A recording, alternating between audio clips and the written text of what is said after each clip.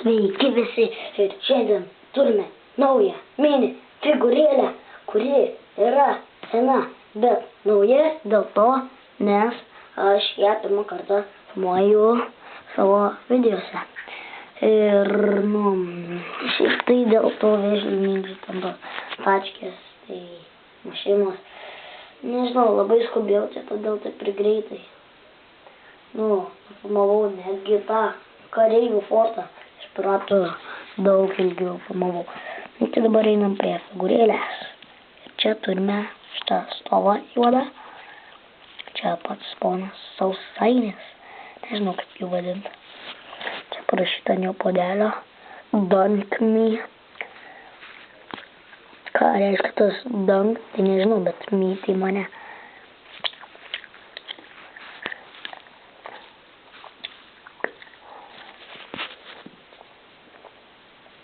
Čia galva, toks rutuliukas.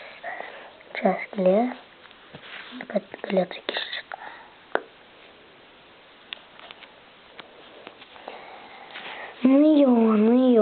Su mini figūrėlėm tai video būna trumpi. Dažniausiai tai filmuoju mini figūrėlės, kai turiu kokios informacijos, kad dar labiau pratęsti. Tai todėl aš stengiuosi kuo ilgiau.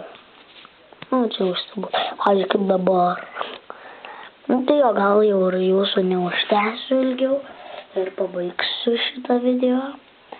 Tai galiu jums pasakyti, kad ir